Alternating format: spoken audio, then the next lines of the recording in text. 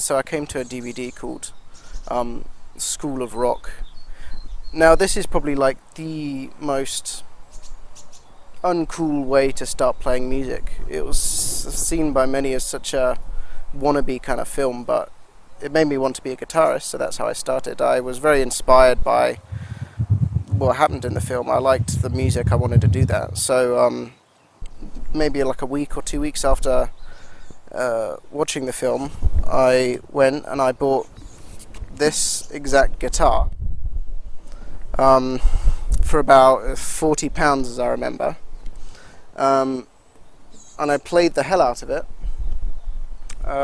for a few months.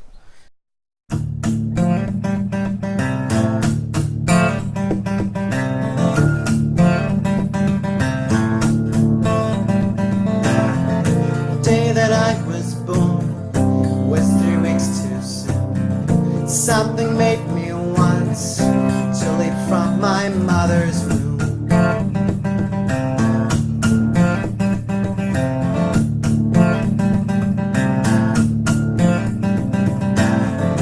They say that my ear was the first to show, and that I could hear from the moment zero. Even as a child, I was a volume freak. Drove the neighbors wild, turning dials to their peak. Wanted to hear the music, wanted to reach the bounds, wanted to know the lyric, wanted to know those sounds, yeah, wanted to know those sounds. Wanted to hear the music, wanted to reach the bounds, wanted to know the lyric, wanted to know those sounds, yeah, wanted to know those sounds.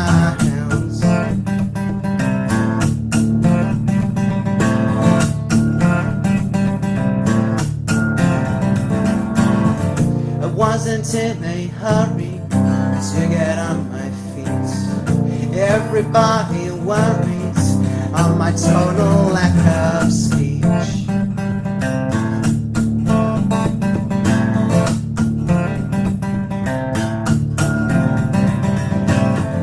But if you need to grasp the way that note surrounds, messing on your ass and be as quiet as a hear the music, wanting to reach the bounds, wanting to know the lyric, wanting to know those sounds, yeah, wanting to know those sounds, wanting to hear the music, wanting to reach the bounds, wanting to know the lyric, wanting to know those sounds, yeah, wanting to know those sounds.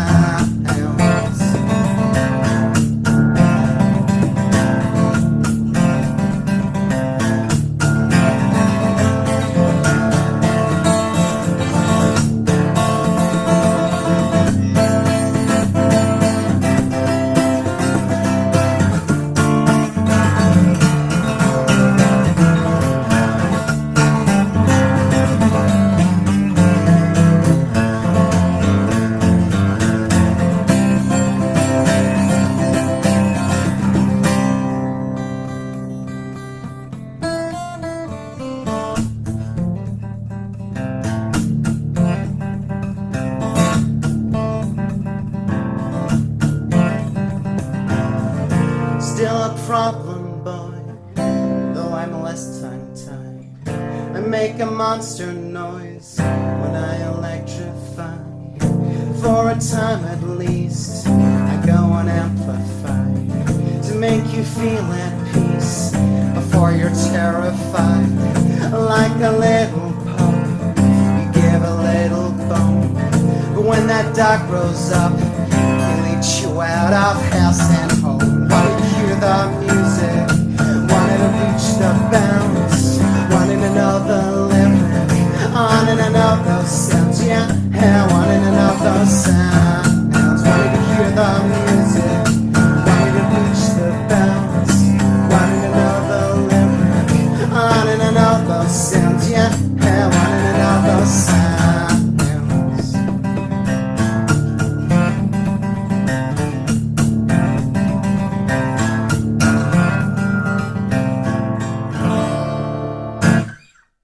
It's quite fun to play on actually, because the strings are pretty soft, which is why it's good for beginners.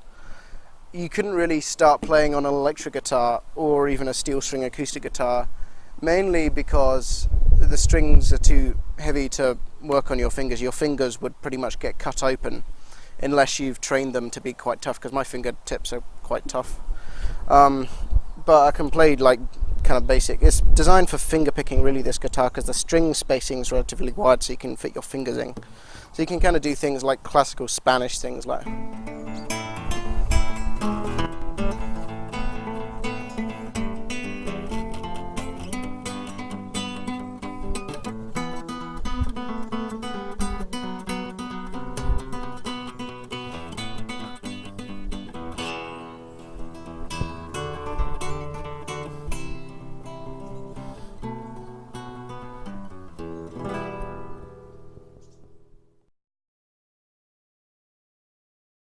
The first thing I learned on guitar, which was this guitar, was the smoke on the water riff, and this was the way I played it. Because usually you're meant to play it like where would it be? But that was too complex for me to learn. I couldn't hit two strings at the same time with one finger, so I just did it with my thumb like this. And I slided because I couldn't take my finger off the guitar and play it again, so I had to keep my finger on the thing at all times. So it was like,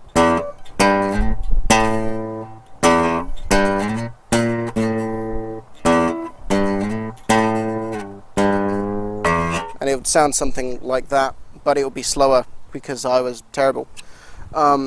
It took me about a year before I could kind of roughly work out how chords worked and power chords. A power chord is basically just two strings which is used in loads of kinds of music like pop and grunge and rock, from anything like that. It's really simple. It's just this, and so I could just go like, and I could just make up my own rhythms like that. So that was one cornerstone, but the biggest one I think was learning proper scales and solos, because that's the way you can kind of learn exactly how to structure a song. If you know chords and you know all the scales, you can pretty much do anything. All it needs from there is practice.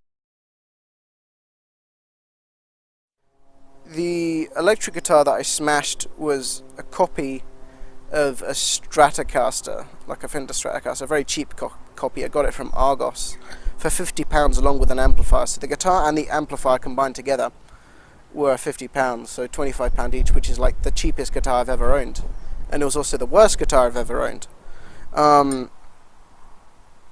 It was appalling to play. It sounded horrible. It only had 2 pickups because a Stratocaster usually has 3 pickups, and it was made of like wood chipping, compressed wood chippings or something like that. It was very poor material, and the action was very high. It was almost impossible to play. That was the end of the Acoustic Solutions Stratocaster.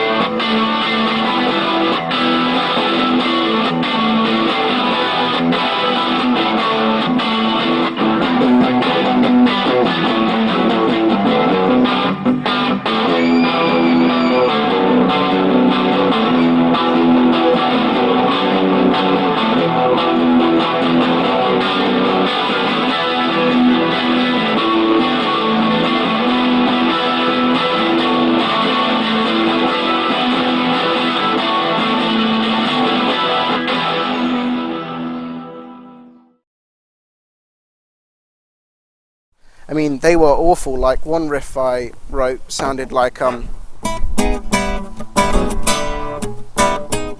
mean, that's just, well, I was only a 2-week player, but, I mean, I guess it's kind of okay for them. I always wanted to write my own songs. I mean, not that they were any good to begin with. That's what I wanted. I wanted it to be creative. I didn't want to play other people's stuff, because I kind of looked at, like, my MP3 player, and I'd look at the music in it, and nothing in it really excited me at a certain point, so I just kind of wanted to make my own music, kind of what I wanted to hear. I don't really listen to that many people. I don't have that many outside influences, and I think it's kind of partly because of that I don't really sound like to be imitating anyone. There are some people I'm particularly fond of, people like Nick Drake, Neil Young, Led Zeppelin, all the kind of classic 70s type guitar stuff. Writing your own songs is a really good way to learn how to play guitar, because you learn how everything works that way. By copying other people's songs, you just think that's how the song is played, but writing your own, and then if you want to play other people's as well, is good, because you kind of learn how they wrote that song or came up with a melody for it, because it all kind of works again in the chord patterns and the scale patterns. Everything kind of fits together like a jigsaw in terms of music. And there's a point in playing, it was maybe after like a couple of years, 2-3 years, where everything kind of clicked, and I could play a song just by listening to it rather than having to look at the tablature or music script or something like that.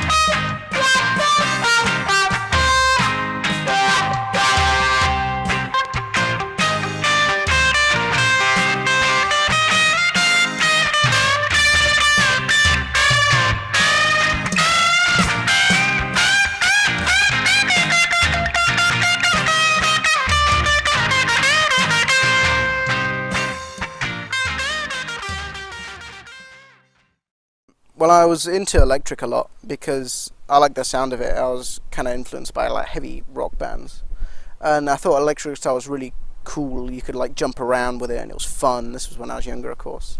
Of course, I still like electric guitar. I still play it, and I plan to like make many more albums that have electric guitar in. But for the time being, I'm acoustic. The idea of like kind of a one-man band is something that's people kind of like. Don't know what it is about it, but people kind of feel more connected, I think, to an acoustic guitar than they do to an electric guitar. Because in a band, sometimes you're not really sure who to look at. I mean, do you look at the guitarist, the bassist, the singer, the drummer? What I mean, if it's like a solo artist, you kind of know what's happening, you know what's going on, and you can kind of connect with the songs because it's one person who's written it. It's not a whole band who've collaborated and made all this. It's that classic, just on your own, doing it for yourself that people like about acoustic guitar, and that's kind of why I like doing it. It gives me a chance to. It's easier. All I have to do with an acoustic guitar, I pick it up and I play it. Electric guitar, you have to configure your amp settings. The guitar settings, you have to plug it in, make sure you're not getting too much feedback, everything like that. Acoustic guitar, you just pick it up, play it, write a song, done. Which is why a lot of the time, so like for some of my electric songs, like Ulysses, for example, I actually wrote on acoustic originally and then put it on electric because you can't really write songs with an electric guitar because you can't hear your voice over the damn amp, so.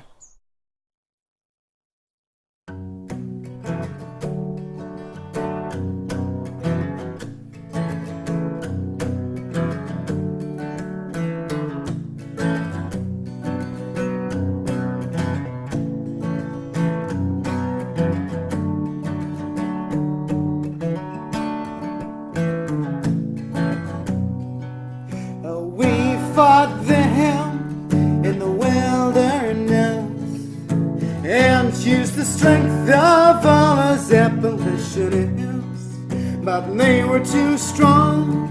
We had to run, even that it meant that all our efforts were undone.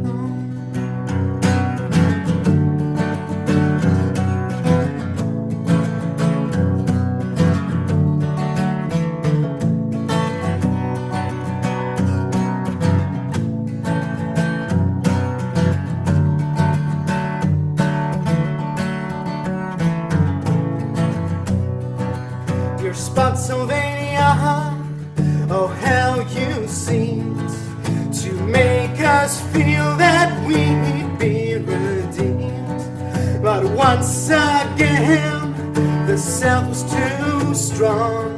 The stars on our flag had all burnt out and gone. So again we turned and ran away. When Johnny came marching at us, we didn't feel gay.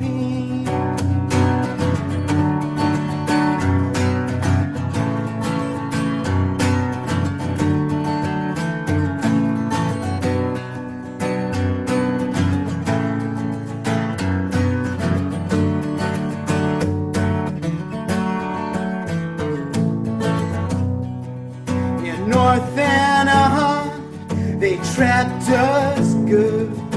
Even though many of us died, we still withstood. Now retreat southwest, our sergeant said, it's better to be a coward than to end up dead.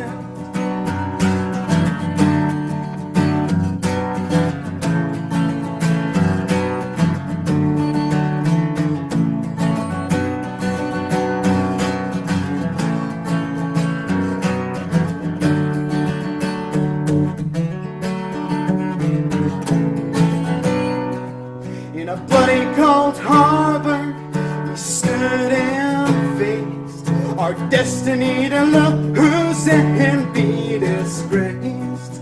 It was the last of all our trials. It was true, we lost, there were no denial.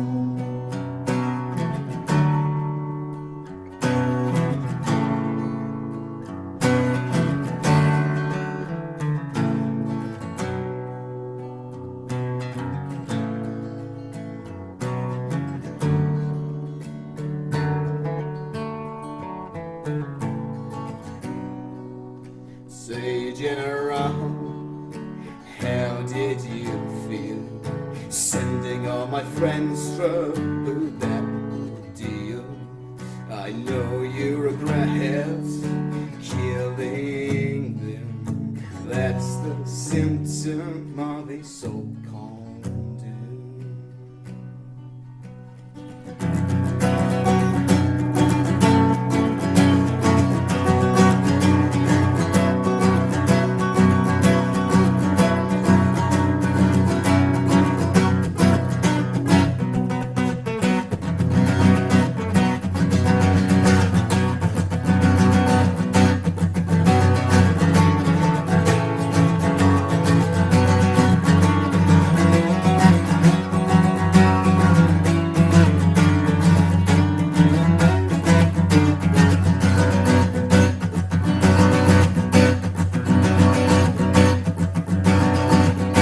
Might I forgive you, Ulysses? Our thoughts of peace were once just fantasies. Your false accusers and their calumnies mean nothing now, our country brings.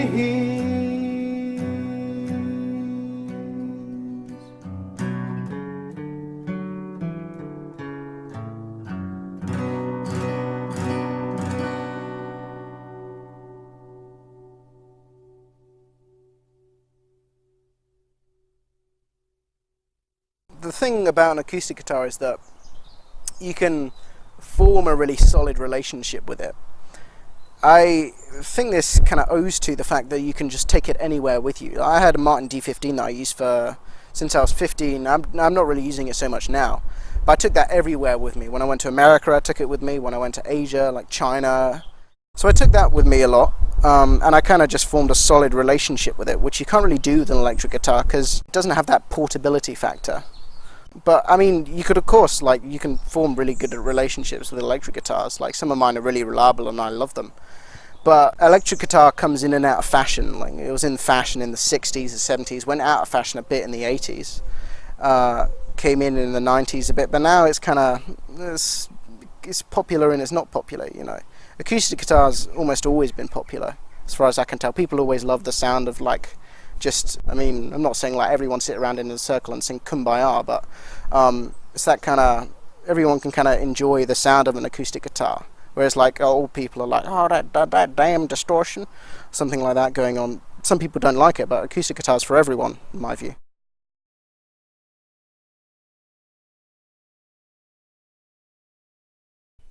Calum was born profoundly deaf and so could never hear my music. He's always been very enthusiastic about it, though. When I showed him my first CD, he looked at it and signed to me, "You're an artist," which was a great moment. The album had Song for Calum on it, which was about the ironic fact that my brother couldn't hear the stuff I did. About a year ago, he decided to have cochlear implant surgery, and I re-recorded it for him when he went into hospital in the hope that he would soon be able to hear it when he came out. The surgery was painful but successful, and now he can, after a fashion, hear it, which is great. I'm not sure quite what he hears, but I'm guessing it's a bit more synthetic than ordinary hearing, perhaps, but it gives me a big kick that my songs are more accessible to him now. He's still learning to speak English and listen to it, but he has read English for a long time, though, and that's why all my videos have subtitles. They're primarily for Calum. This is my brother, Calum. So, how well can you hear my music? Can you hear the words clearly? Good, but how can I understand what they're saying? I don't know the whole of Gladambulance, how I'm good and Max. Katy Perry, she's awful. No, that's not all of I sound to harm myself. It's so awful it can't be listened to. It's not awful. That's best songs. What kind of music does she do anyway? Pop myself. Well, Katy Perry will never write a song for you like I did. How can I turn some performance and over?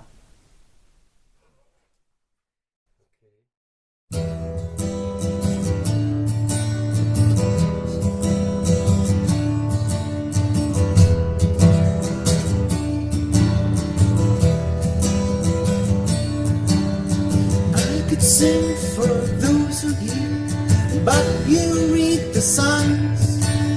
If my meaning isn't clear, you'll see between the lines. Turn it up and play it loud, things we like to do. That's why I'm proud to sing this one for you, this one's for you.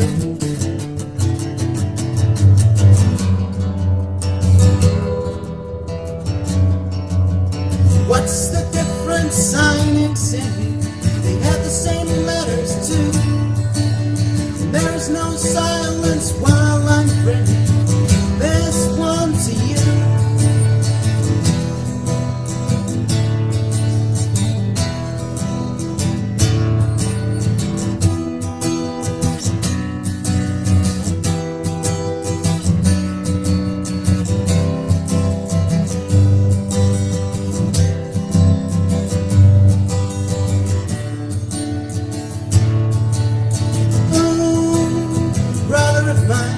You know this one's for you.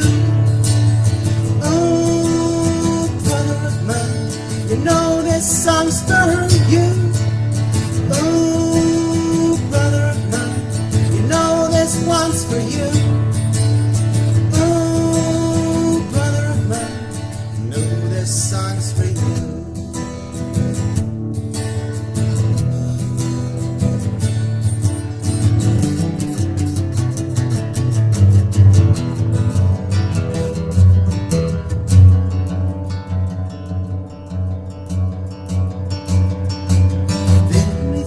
My sins are deafening, you know that's not true. I sometimes crank the volume up so you can listen too. Although I sing this quietly, it's not because I'm blue. There's no noisy way to tell me this one's for you, this song's for you.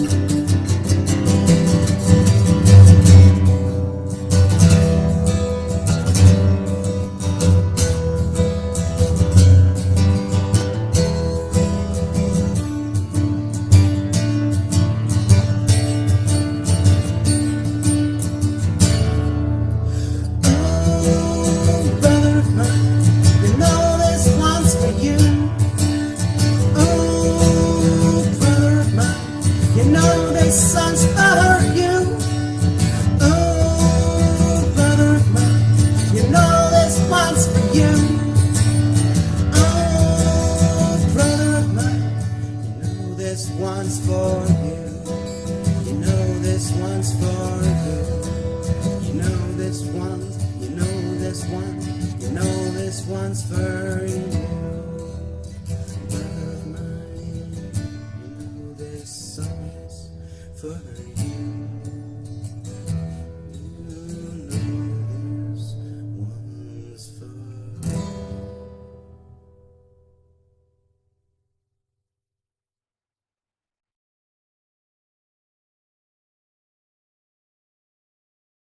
America was really all about the Martin D15. I went there a month at a time, 3 years in a row, which was 2010, 2011 and 2012.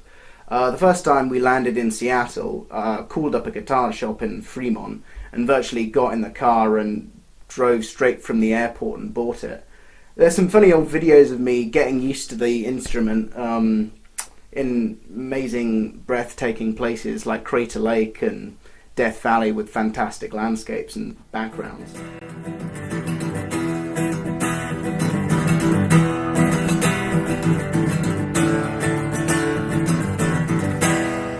But the D15 changed everything in terms of my playing and musical ability. The D15 is this guitar here. The main reason I think it changed me as a musician was mainly because it was the first proper high quality handmade instrument that I owned, and it sounded fantastic and it was very easy to play on, and I could, anything that I could really want to play in my mind I could easily transfer into reality. And it was just, I felt like any kind of wall that was barring me from achieving what I wanted to do musically was just knocked down, and this thing unlocked my whole skill. And it also made me very weighted towards acoustic guitar rather than electric, because I discovered a whole new side of music that was me just doing things on my own, which I quite liked, because you can take an acoustic guitar anywhere. It's a perfect travelling person's instrument, and I like to travel, so it suited me quite well. So I was very pleased with the purchase, and it sounds fantastic. It's got a very warm, mellow and balanced sound.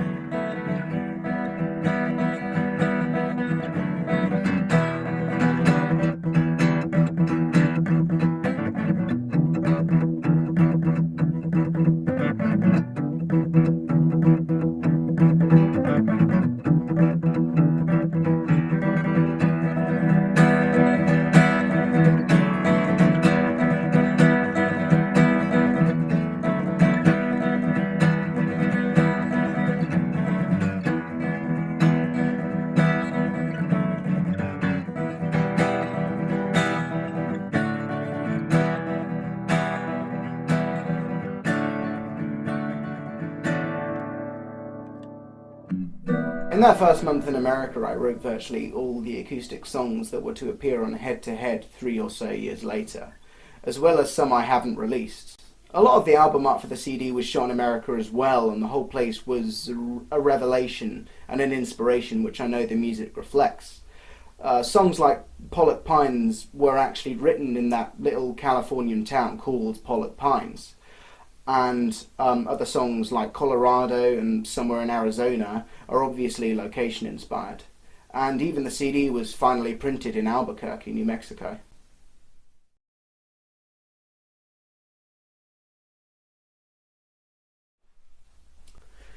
I lived in China for 2 years between 2011 and 2013. I can't say it was such an inspiration as a place, but a lot happened musically there. In total, I released 3 albums in that period: The Planets, Made in China, and Head to Head. A long time ago, it was released after I came back to the UK, but it was wholly recorded in China. I played in a band as well for a time, in bars and clubs, which could never have happened in the UK because I wasn't yet 18. The band included a couple of Russians and an Australian, and it wasn't very good, but we had fun.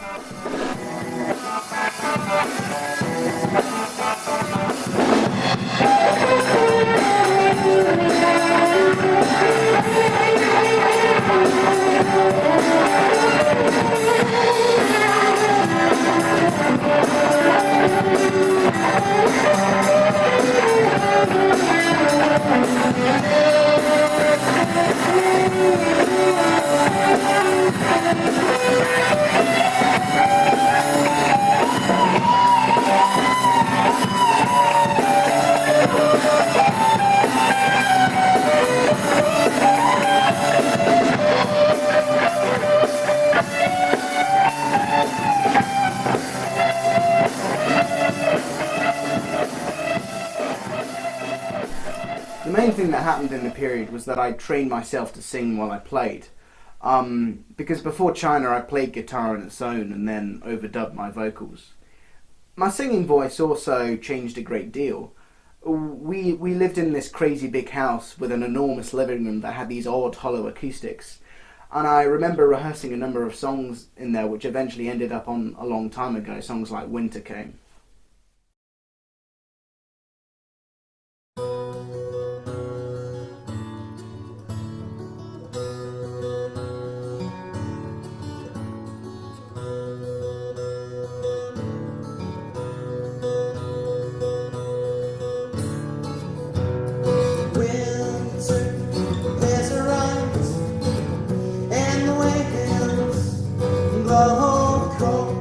Now I'm so love deprived.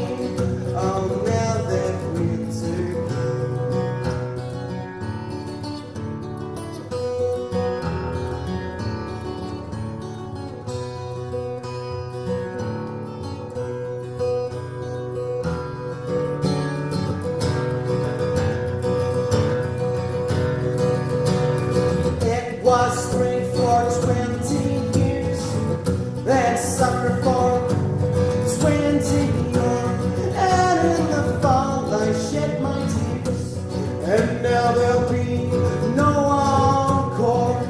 Yeah, after winter came, oh, after winter came, yeah, after winter came, oh, after winter came, yeah, after winter came, oh,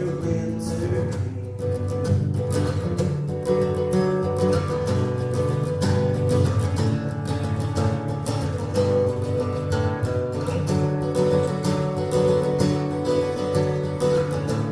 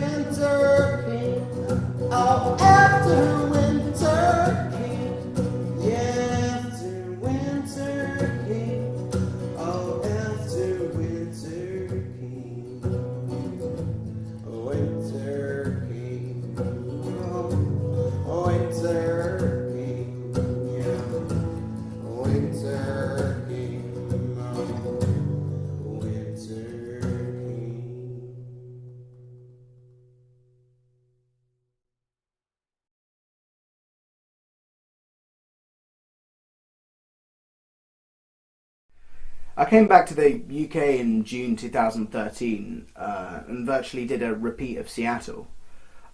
We jumped in a hire car at Birmingham Airport and drove to Nottingham and bought a custom Martin D28 in 5 minutes flat. Much to the astonishment and delight of the shop owner on Mansfield Road, who probably wasn't used to customers just going in and buying $2,500 guitars so quickly. But I knew I wanted the guitar and it instantly felt right in my hands. I christened it Rosa because the main material that the guitar is made out of is rosewood, which is the back and the side material.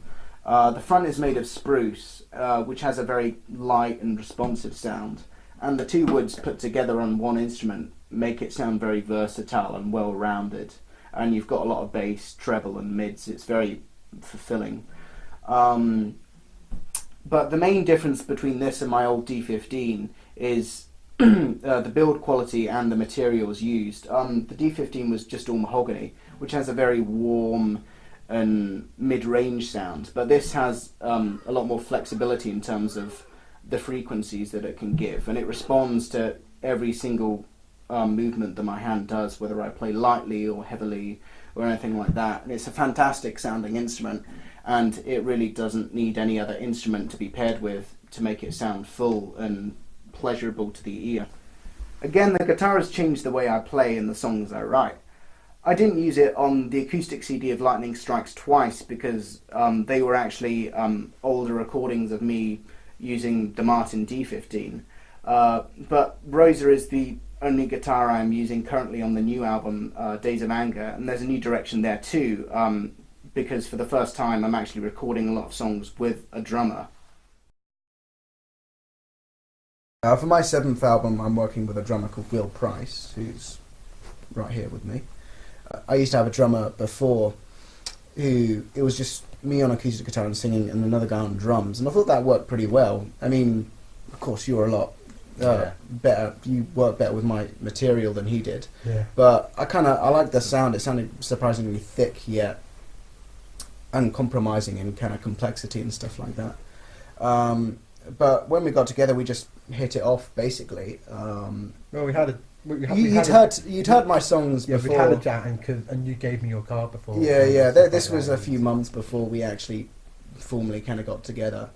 But of course, you'd heard my songs before. Yeah. So when we were playing, like Winter came, and you knew every, like, from when the verse transitions to the chorus and the main riff, and you knew how to keep the beat. You clearly, because that's what good drummers do. They hear music like you do, and you can kind of think, even if it doesn't have drums, you can think of the beat in your mind and you can think how it goes. Yeah, but most drummers just learn one beat, one type of genre. There's me. Course. I've got a more widespread. Yeah. And because you've often implemented like styles from different countries. So, that's like Americana, Latin America type drumming. that sort of drumming, all that sort of thing.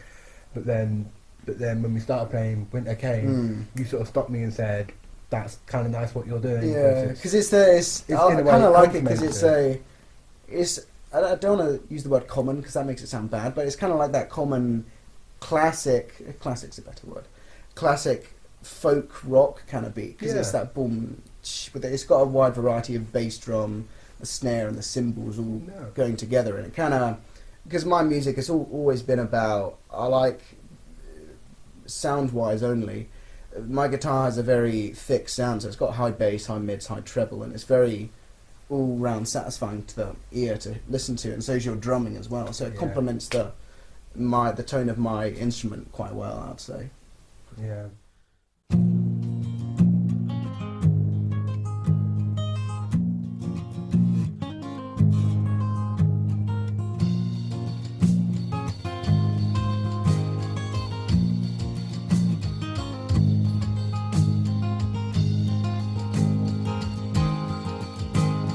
Dear friend, I'm leaving home today.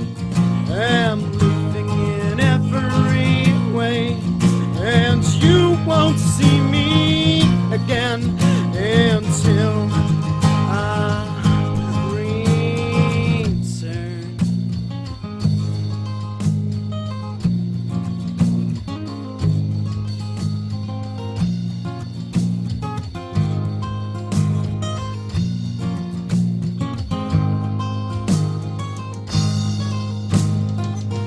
All that time we spent together will feel so long ago, but when we meet again, it will feel like yesterday.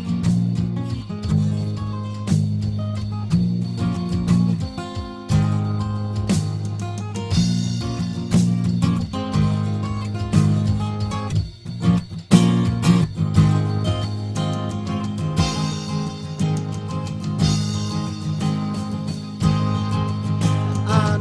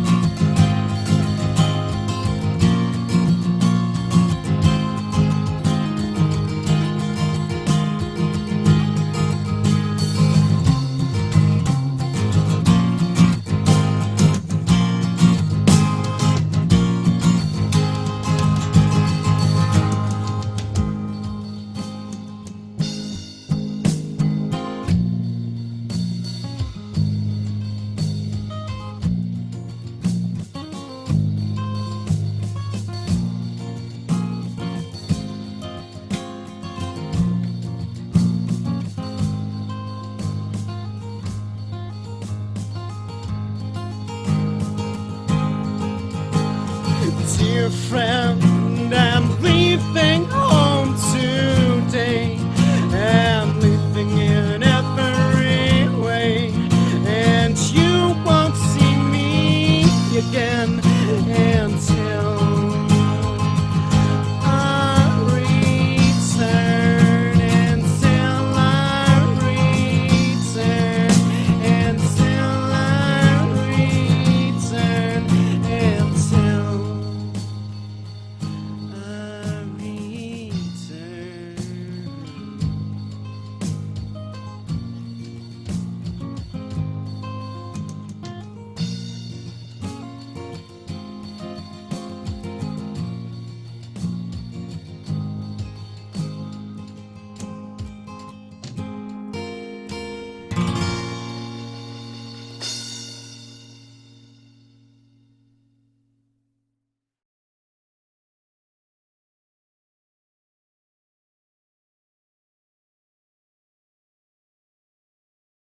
It's hard to say. It's not so much that I surprise myself, but the songs take me by surprise. They seem to have a life of their own. Ulysses is about the American Civil War, which I studied at school, but I never imagined I would be writing songs about anything I studied. There's another song on a long time ago called Handful of Names, which is about a miscarriage. No idea where that came from. I've never known anyone who had a miscarriage, but the theme just emerged as the tune developed. On the new album, there are songs about depression and violence, but I'm neither depressed or violent. Hardly any of the songs are autobiographical or therapeutic. Partly it's that the songs are meant to be profound, which I guess is what I'm aiming for most of the time. And most profound songs are seldom about happiness and peace. Well, not the ones I like anyway. I just count myself lucky that I've been very prolific so far, and that the songs help me by sort of writing themselves in a way. And as long as that continues, I'll do what I do to make sure they happen.